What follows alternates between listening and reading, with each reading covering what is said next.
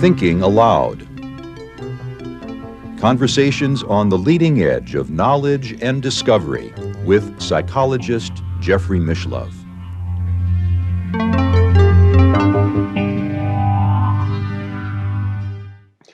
Hello, I'm Jeffrey Mishlove, and today I'd like to talk about the dream realm. The dream realm, and I use the word realm quite deliberately because I'm thinking of dreams as possibly occurring in a space, in a place, or in some sort of space-time matrix outside of the normal 3 dimensions of space and 1 dimension of time that we live in externally in our physical world. Let me backtrack a little bit here. There's so much that I'm packing into this. You see, I've talked about dreams quite a bit, actually, in the New Thinking Aloud series, starting with the very first segment of the InPresence series, in which I talked about a dream that changed my life. And as I recall, it was in segment 5 when I talked about a dream in which my Uncle Harry appeared in the dream. And it was also a life-changing dream. I awakened from that dream singing and crying at the same time. It's only happened to me once, but the sense of that dream was that it was more real than this physical reality.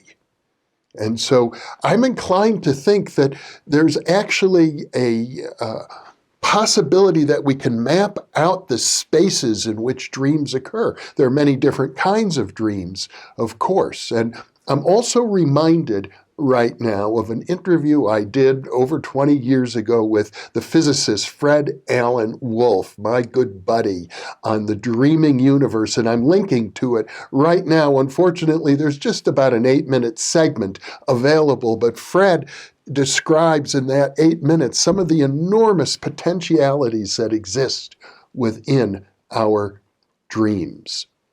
There's another dream I discussed in a video with Russell Targ about his late daughter, Elizabeth Targ, and how she came to me once in a dream. I had a vivid dream of Elizabeth, and I was talking to her because I was aware, in fact, of many stories about contacts she had been making with people from the other side. And I said, Elizabeth, how nice to see you. And I'm so pleased to learn about the work you're doing from the other side, including some interesting physical effects.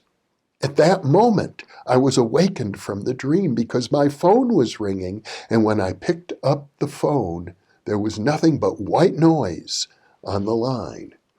It suggested to me that I was in some form of actual spirit communication with Elizabeth Targ, just as I think I may have been with my great-uncle Harry. So I think if we were to use the mathematics of hyperspace that my dear friend Saul-Paul has mapped out quite eloquently, both in an appendix to the Roots of Consciousness, and for those of you who have been following the InPresence series regularly, you have access to that material, but also in his newest book on ADEX theory, which is really, one might say, an elaboration of the work that began on that very appendix, published in 1987, as I recall. Saul-Paul, and I'll have to talk about him at greater length in some future segment of InPresence, is one of the leading thinkers in looking at the mathematics of hyperspace and consciousness. And it's often intrigued me, could we use the mathematics of hyperspace to begin to actually create some kind of a map of the dream realm, and how the dream realm perhaps interfaces both with the psyche and our personal unconscious and with the larger realm of what you could call the afterlife.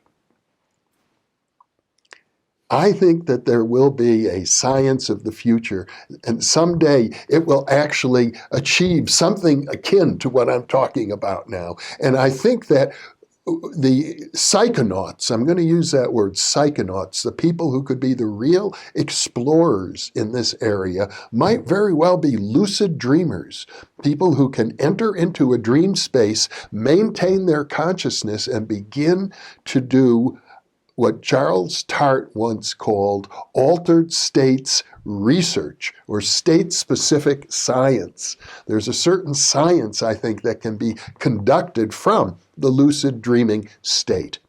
Now, as for me, I'm not much of a lucid dreamer. I've had lucid dreams occasionally. I love flying dreams when they occur, but I've discovered that not only can't I force these things to happen, but it's probably not a good idea anyway. But what I can do is monitor my dreams. And there were periods in my life when I did just that. I kept very active dream journals for years, and then it fell away because I mentioned in the previous segment on self-discipline, many of my disciplines have fallen by the wayside, and keeping a dream journal is one. And now that I'm thinking about it, I'm going to restart my dream journal. I'm going to begin exploring my dreams more to see if I can't, just spontaneously, without trying to force it in any way, learn a little bit more about what my dreams are telling me. Freud once said that a dream uninterpreted is like a letter unopened. And if you're like me, you probably have tens of thousands of unopened letters in terms of your uninterpreted dreams. And I don't know that it's necessary to interpret each and every dream. I've had some very powerful, vivid dreams that I have yet to interpret. But I do think monitoring dreams, especially for me now at this phase of my life, will be a useful thing to do. And let me say one other thing about that too, because I think it's useful to share with you the fact that making these daily monologues for you, and to be honest, this monologue is being made well in advance of the time I will release it, because I'm typically doing 2 a day and building up a backlog because I know my schedule is going to be busy before very long. But the point is that it's having an impact on me. I'm taking a new look at some of my old ideas, at some of my old disciplines, at some of my old speculations. And I'm also thinking in terms of the years remaining to me in this lifetime and how I might be able to use them most profitably. So when I suggest to you that I'm leaving you with a thought to think about, I'm thinking about it for myself as well, and I'm willing to share that with you as we go through this journey together for those of you who are following these monologues on a regular basis. So I intend to start up my dream journal, and I intend to pay particular attention to the potential interfaces between the dream world and other realities, the archetypal reality, the reality of the afterlife, the reality that Jung refers to as the collective unconscious, things that are larger than just my own personal psyche. And maybe some of you would like to do that as well. The world of dreams is really fascinating. I know many years ago I did an interview with a lady named Linda Lane Magalon, and who was a specialist in and had written a book on mutual dreaming. And she'd get people together in parties, and then she'd say, now we'll go home and we'll all dream. Let's see if we can meet up with each other in our dreams. And people would write all their dreams down, and there seemed to be a sense in which, if you compare the dreams of the different people, that people actually can consciously agree to meet in dreams.